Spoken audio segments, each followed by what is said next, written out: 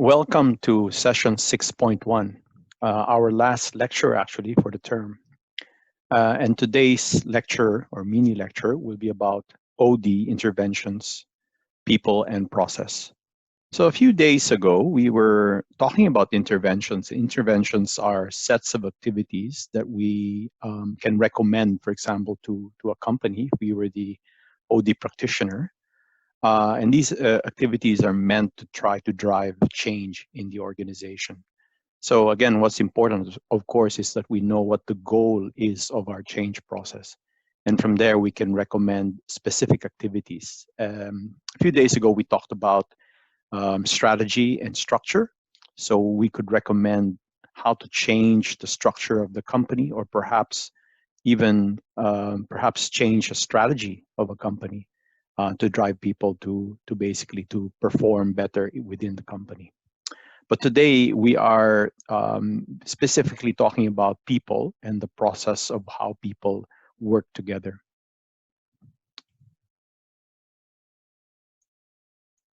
Okay, so the first intervention we'll talk about is performance management and the performance management system. And this is a very common activity that many organizations tend to do. And the main reason why they do this is to drive performance in an organization, to make sure that performance is in tune with the overall strategy of the organization. And basically, performance management is composed of three components as shown here. The first component is setting goals. The second is after we've performed, or after after we perform, we basically try to evaluate or appraise how well we did against our original goals. And after that, we reward. And this means that we are basically picking out people who have done well and have performed according to their original goals that were set, and basically they are rewarded for that. And we'll talk more about that in the coming slides. So here's a model which shows us the performance management system. And as we can see in this model, it stems from the business strategy. So whatever it is that the business is trying to achieve, or trying to drive the direction to, this is how we set our goals, as shown here in the right side. So an example of this is Rakuten, if you remember that case study. It's a Japanese online website similar to Amazon. And their strategy was to go abroad and to basically expand their online business from Japan into other countries around the world. And the owner, Mr. Mikitani, realized that in order for them to achieve that goal, that overall business goal of expanding, they would need to learn how to speak English. And basically, that's an example of a goal that was set by the owner. And that goal is the same goal, basically, across the organization to every employee. And that was for them to learn to speak and write in English. So that's a good example of a goal that was set. And basically, the employees are involved in setting that goal. And after they performed and after they've tried a period of time, they may then appraise whether in fact they were able to achieve that goal or not. And we can, for each employee, we can now ask that question, how did you learn how to speak English? Did you learn how to write English? And we can actually, that somebody can actually evaluate whether they've in fact achieved that goal. And at the end, you have a reward system at the left side of this model, which shows us that if an employee in fact learned how to speak English, then a reward might be given. Remember that this reward may not necessarily be monetary. It could be an intrinsic reward, like a recognition, although recognition is technically from the outside as well. But the good feelings that generates, it comes from the inside of the person. So recognition that you've accomplished the goal, maybe even a promotion. You're given more responsibility, a higher rank in the organization, and that is a form of reward. Let's go on. So the first activity of performance management is setting goals. And this might not be alien to you. I'm sure you guys have seen this before, SMART goals. And SMART, or SMART goals, and what that represents is goals need to be specific. So in other words, you can't just have a very broad goal for a particular person. For example, you might be a salesperson working in an organization, and your key role is to generate sales for the organization. And a goal has to be specific to, for example, the product that you're selling. So how much product is this person supposed to sell within 1 year? And that's an example of a specific goal. You cannot just say increase sales. That's not specific enough. It has to be a specific number that you're trying to gain. The goal has to be measurable. So similar to what I just said, you can't simply say increase sales. That's actually not as quantifiable as you think. Increased sales might simply be I sold 10 units this year. Next year I'll sell 11. So that's just 1 unit, but that might not be good enough for the organization. So the organization really has to say that, for example, a measurable goal might be 15% increase of sales of this particular product. So it is specific, and you can actually measure that it's gone a certain number towards your goal. The goal has to be attainable. So it's something that's not impossible. So something that basically the employee agrees that it is actually something that he or she can achieve. And that's the other A, by the way, and the goal has to be agreed upon. So the manager and the subordinate need to agree that, in fact, that is a good goal for that person. The next is relevant. The goal has to be relevant and realistic. So relevant means must be within the person's control. So an example of this is if you set a goal of increasing profit by 15% for an employee, a salesperson, the employee might think, yes, I can improve profit, but profit is composed of two components, and that is revenue and expense. So he may achieve the revenue, but the expense part he has no control over. So ideally, you should choose a goal where the person's job role actually can control that particular goal. So example would be for a salesperson, it would be revenue and not expenses. So profit actually may not be a good goal to be setting for a particular employee if he does not have control over the components of the profit picture.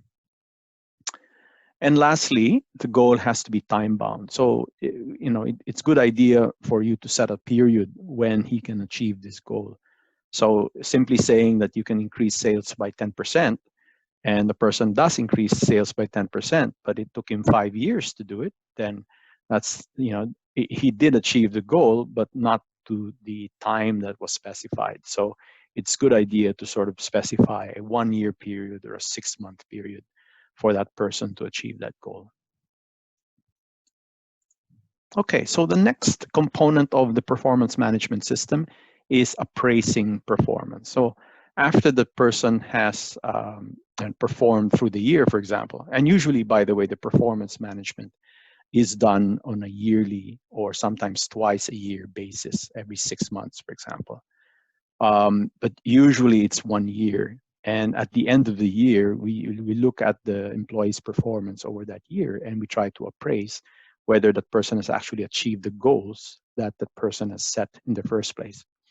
So what it is a feedback system involved with direct evaluation of the individual or the work performance of a team. And this is evaluated by a supervisor or a manager, or sometimes even the peers. So it's like a peer evaluation. So peer means colleagues within the same level or job position. So most organizations use some kind of evaluation system for performance feedback, pay administration, and in some cases, counseling and developing employees. So what we're saying here is the appraisal is usually linked to the pay of the person. So if the person has performed quite well, then he may receive either a bonus or an increase in his salary based on the how much more has he achieved beyond the target.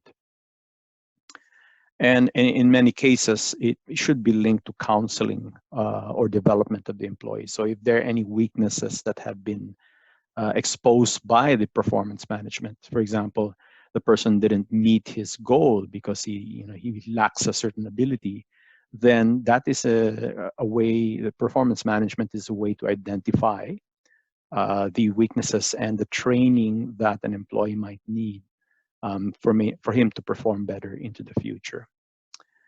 Unfortunately, many organizations do a very poor job in appraising employees. In other words, the appraisal is usually fraught with a lot of emotion.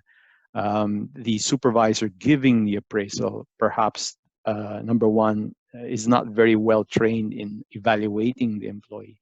And also, when he's giving negative feedback, for example, oftentimes that's not properly done.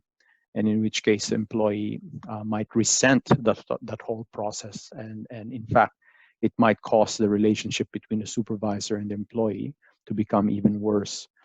And again, this is fairly common across many organizations. So that sort of feedback process is perhaps the hardest part of performance management.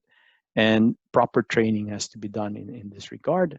And the supervisor needs to understand that when he's giving this feedback, he has to be very careful, basically. And the idea is to focus not on the person, but on the actions and the performance of the person, and not his inner self or his personality. Okay, the third and last part of performance management is the reward part. And the reward part, it becomes quite effective based on 6 factors, as mentioned here. So the first is availability. So I guess this is what this means is, was the goal a possible goal, so something that can actually be attained, and therefore can the reward actually be achieved?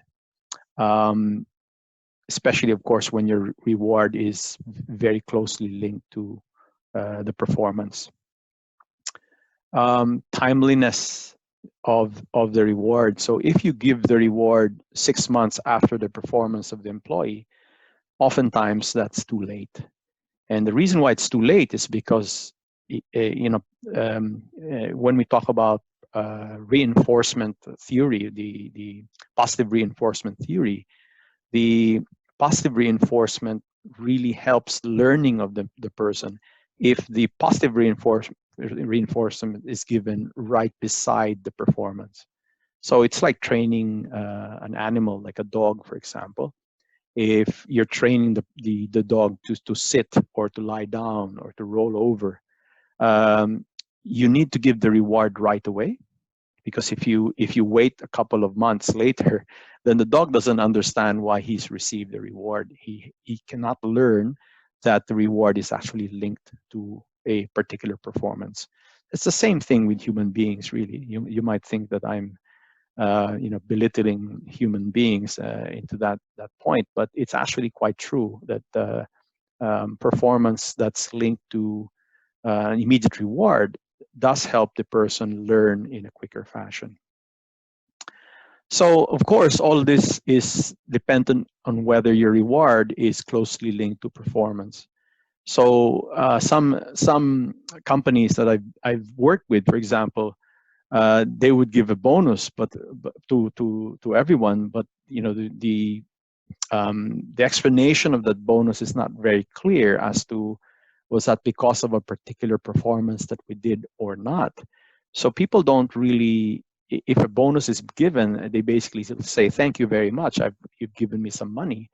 But they don't exactly know whether that's because of their personal performance or not. So a reward that is linked to a personal performance, then the person will learn better and will learn that the performance that he's done is basically has cost this reward, and he puts that in his head, and he basically works towards doing good performance again the following year, because that reward is very closely linked to that performance. The other thing is the reward has to be a durable reward, and what we're saying by durable is it's got a long-lasting effect. Now, if you give a sum of money, for example, say, congratulations, you've achieved your objective. I give you, $2,000 as a bonus. Excuse me. Then, employee says, thank you very much. Uses that money to buy some groceries, and then that's it. And you might be surprised that 6 months later, 1 year later, the employee has forgotten that he's received that reward, or he can't even remember what he used that reward for. So again, a reward that is more durable might be, for example, instead of giving you money, let's all plan a trip. Let's all go abroad. The team might go abroad for a reward trip to, say, Japan. Let's all go to Japan, have fun with each other. Just the team, because the team has performed quite well. And that reward is quite memorable if you think about it. People getting along and getting to travel together, experiencing things together.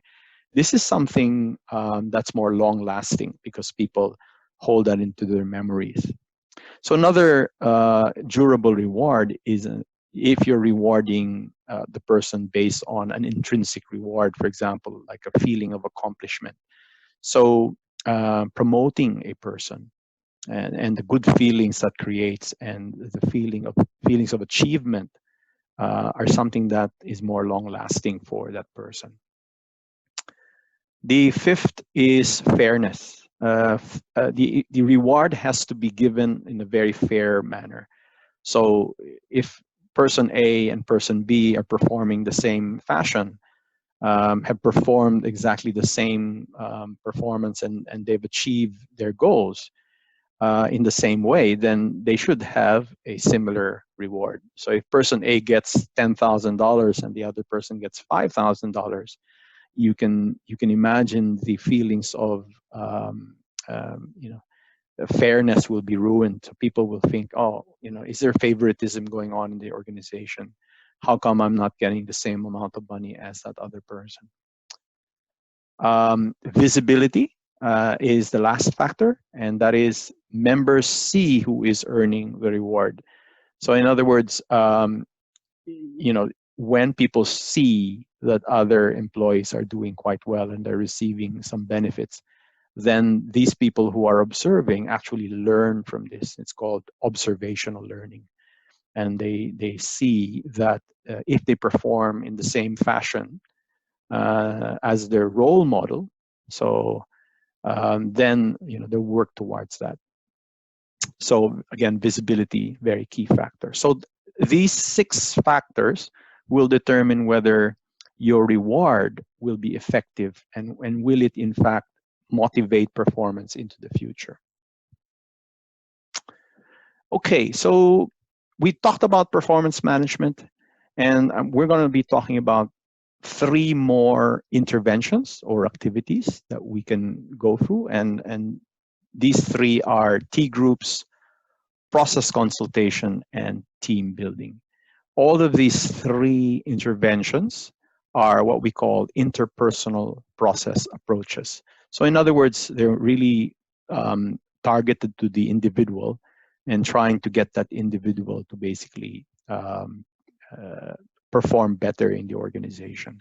And the first intervention is the T group, and we'll talk about that now. T groups are traditionally designed to provide members with experiential learning about group dynamics, leadership, and interpersonal relations. And in fact, the T group is one of the earliest forms of interventions in organizational development. And many of the subsequent interventions, like process consulting, are actually based on the T group activity.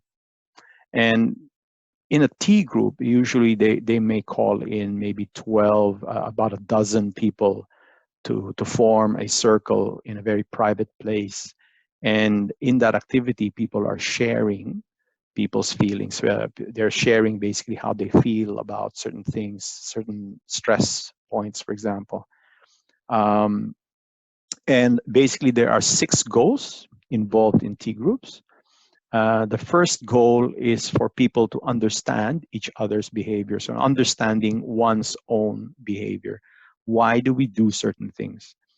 We understand what motivates us more than anything. So an example might be some people are more motivated by having people around them, having friends and relationships, while other people are more motivated by achievement, so very task-oriented motivations. Part of the goal also is understanding the behavior of others, understanding how a group works, the process of how a group works together. And what this does is to increase interpersonal diagnostic skills. So one of the goals of T groups, or the last goal that we're mentioning here, is increased interpersonal diagnostic skills. So in other words, we try to improve this ability to diagnose what is basically wrong with our own selves. Why are we feeling in a certain way? Whether our actions are actually appropriate, how our actions affect other people. All of that is a skill that hopefully T groups will help us become more adept to. So what that means is, again, that's why we call it sensitivity training, is because it increases our ability to sense other people's emotions and also our own emotions. So here's a video which will be playing about T groups and give you more idea on what these T groups are all about. And I'll play it right now.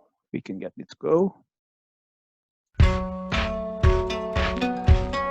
It's a leaderless group of people that get together for some amount of time to experiment, get feedback with various interpersonal issues. T group is an opportunity for about 12 students and 2 facilitators, or 12 individuals, to be in a room for an extended period of time, to learn more about their own communication style, to learn more about their stories or mental models or beliefs that they carry, both conscious and subconscious, about both themselves and about others. You're placed in a room with about 11 other people and 2 facilitators, and essentially you are challenged to be your real self.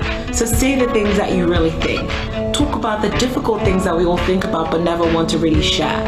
And just really get to know who you are, and also get to know who the people around you are. It's actually hard to imagine at first. I think that's the whole point. Like, people don't know what to expect coming into it, and quite frankly, the first session is probably the most awkward because you are sitting in a room.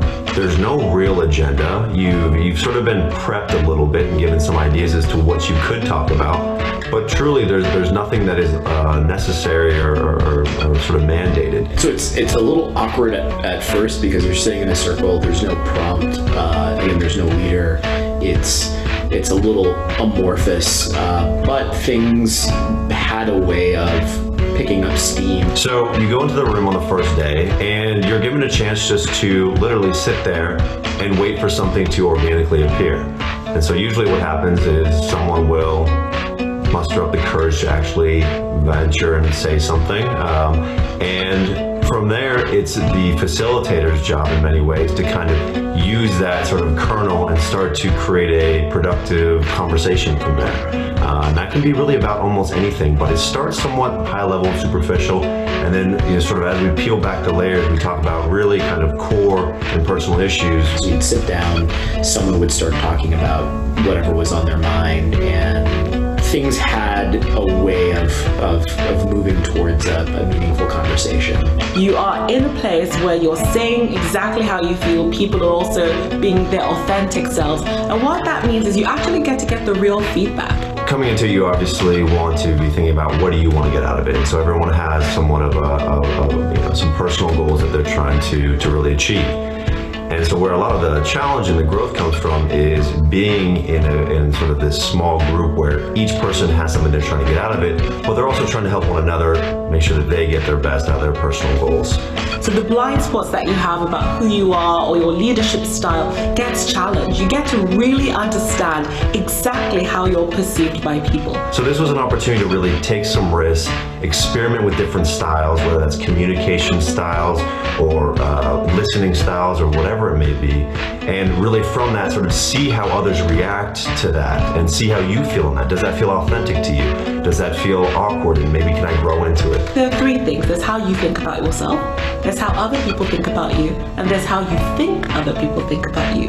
T Group gives you insight into these three dimensions. So it's hard to kind of describe exactly how that works, but some part of the magic is just sort of being there for an extended period of time with people and sort of seeing how it all plays out.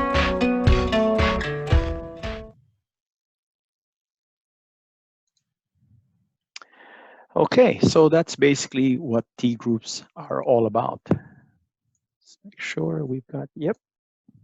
Hopefully this will go. Oops. Okay. So the next intervention we'll talk about will be process consultation. And what process consultation is actually a further development from a T group. And but this time, while the T group is usually a very loose kind of activity, and it doesn't necessarily mean that you'll be talking about work within a T group. But in a process consultation, this is more directed. So we're basically talking about communication, for example, our functional roles within the organization. So we're talking about actual workplace behavior.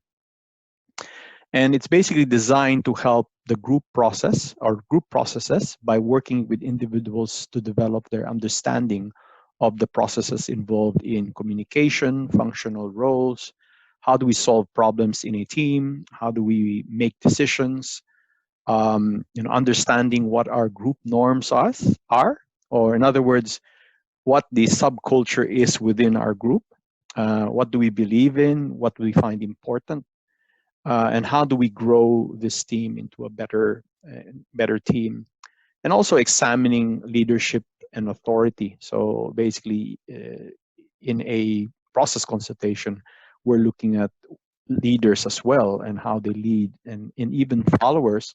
How do they feel about their leaders, and how can, for example, leaders improve the way they interact with people? So again, it's like a T group, but it's more focused. Usually you have a process consultant. And in fact, I think that's the next slide.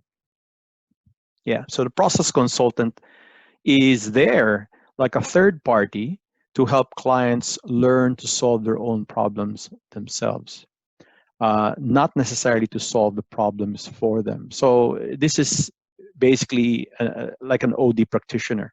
So the OD practitioner may have a specialty in process consultation, and that OD consultant will be helping their clients solve their own problems, but they're not necessarily specialists in, and they're not there to basically solve the problems for the client. So they're letting the client solve that on their own. But basically, the consultant is facilitating. Sorry, let me just pause that for a moment. Okay, sorry about that. Some dog barking, which has interrupted our recording. Yeah, so we were talking about process consultants and what the role is. So again, they're not just there to solve the client's problem. It's actually the client who's solving it, but the process consultant is facilitating that process and helping the client to diagnose the problem and learn how to solve their own problems, basically. So part of this is the facilitation is to try to help the client become more sensitive to his surroundings.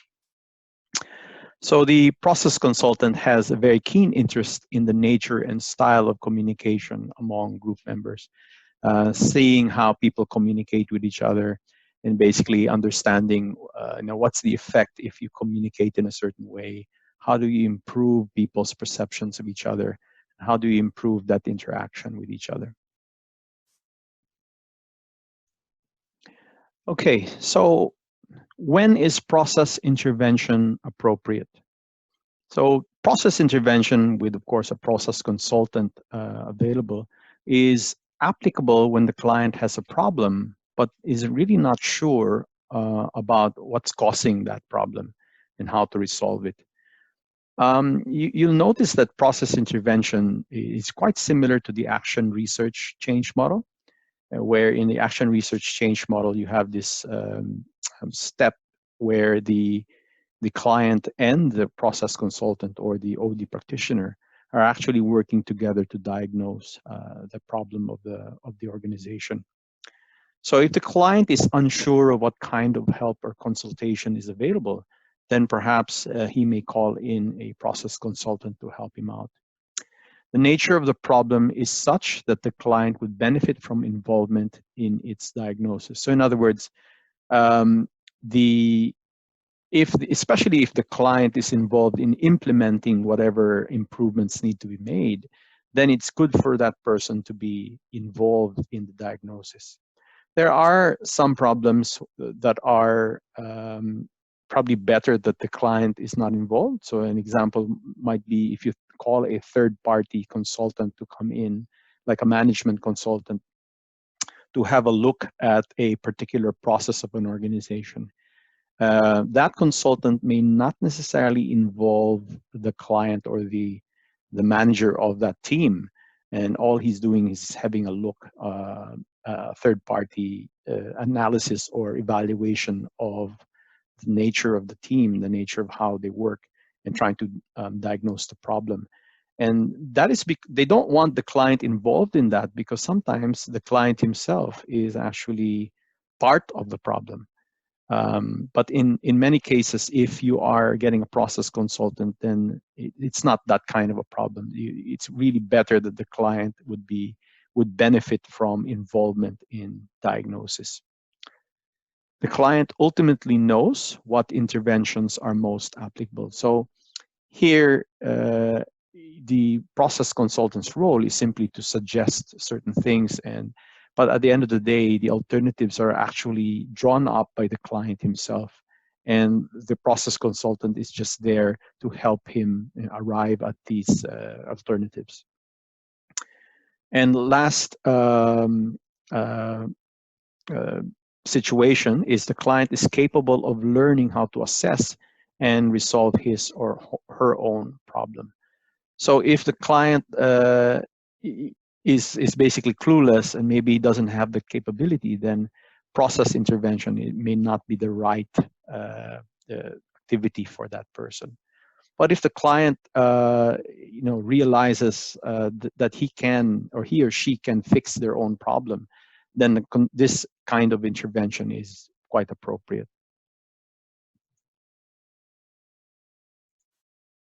Okay, the next intervention we'll talk about is team building. And team building is quite popular. And what these are formal activities intended to improve a team's development, functioning, and cohesion. So what cohesion means is how well the team members like each other, how well they actually, in other words, the level of friendship, if you might want to put it in layman's terms. So if they're very cohesive, usually that means that they're very attracted to each other. They like working together, and the relationship is quite good. So again, team building's role is to improve development, functioning, and cohesion. And there are many types of team building. Some team buildings are held to clarify a team's performance goals. So it's like setting goals for the team. And the best way to do it, of course, is the team gets together and tries to brainstorm a challenging goal for themselves. Another type of team building is improving problem-solving skills, how they work together to solve problems. And in many ways, this is what we're trying to do when we form our student groups. We ask you to do assignments as a group. And the reason for that is we're trying to improve your problem-solving skills. And we realize that when a team works together to solve a problem, the solutions are often better than if just one person is working on that problem. And that's why we're trying to develop this teamwork skill. So you can argue that your group assignment is a form of a team building. So another type of team building is improving role definitions. So what that means is trying to understand what a person's role within a team is. And the example I can think of is a typical sports team, like in cricket or in soccer or in basketball. Each member of the team usually has a designated role. In basketball, you usually have a center, you've got a forward position, a guard position. And as a guard, for example, a guard position, you have a specific role that you play when you're playing the game. The center's role, for example, is usually he's situated at the center of the court or center of the goal area, and his role is to gain as many rebounds as he can, and that's his main role in that team. So similar in a team in a work environment, you have a role to play. You basically have to understand how you play that role, how that role interacts with other roles, and how to improve basically how we work together. And that's another thing. Team building is there to improve relations as well. So team building might be as simple as going out for a drink after work on a Friday. The team goes out together and they have a few beers or a few drinks, or if you're don't drink, then maybe you have a cup of coffee. But the idea is to improve your relationship at work by being out of work, and then your guard is brought down. You're more open to to share basically your experiences, share your feelings with other people. And again, this is an important role of team building. So here's an example of this, of the ropes course team building. So in many cases, organizations will go out and do activities that are not necessarily work-oriented. They're just games that we play. But the idea is when you're playing games, this is similar to when you're at work and you're working with other people. So it helps that relationship, and people discover how best to help each other. So here's that example, and we'll play that now.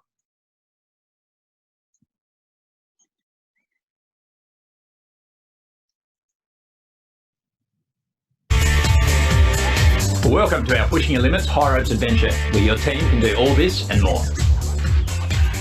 Your adventure starts with the most important part, safety. Our qualified instructors will take you back to school, belay school. You'll be taught the ropes, literally, how to tie in your teammates safely and also how to belay them. And it's not until you're fully confident that the real fun begins and you'll be out on the course. So when you're on the challenges, you'll be suspended 10 metres in the air, walking across wires while you're harnessed in and your mates are belaying you on the ground, keeping you safe. Some of the challenges include the hanging vines, where you'll need to grab separate vines as you go along the wire. The Burma bridge, which has got some handrails as you walk across the wires. With the heebie-jeebie, you can see that you start with a solid handrail, but as you get closer to the middle, it becomes harder and harder. There's also the two-tier line, where there's no handrail, and you have to use your feet and skill to get across the wire. There's also the flying fox.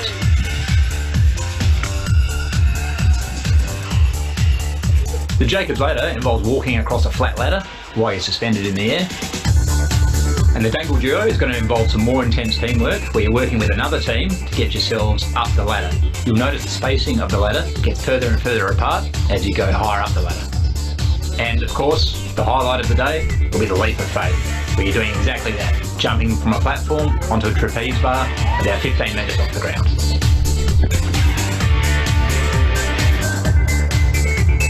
So this program's really going to take great teamwork if you're going to be successful. It takes a lot of support, encouragement, and it's not just up to the individual who's up climbing the wires, but it is up to the whole team to determine if that individual and the team is successful. We're the Horsham Saints Football Netball Club. Everyone's enjoyed it, worked together. It's amazing when you get these guys in this environment, the leadership, and that comes out in the communication and that. But had to work together to do a lot of the exercises. Look, the guys had a go at everything and they really enjoyed it, which was fantastic. Had a ball today. Step out of that comfort zone and push yourself beyond where you think you normally can. So if your team's looking for a unique, challenging and rewarding experience that'll really push their limits, this program is for you. So book now.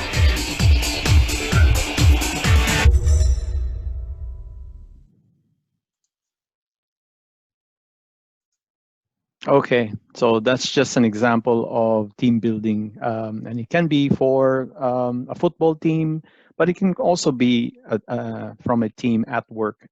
And you can see that they're just playing games, but they're learning how to communicate with each other. They're learning how they can push each other. They can support each other.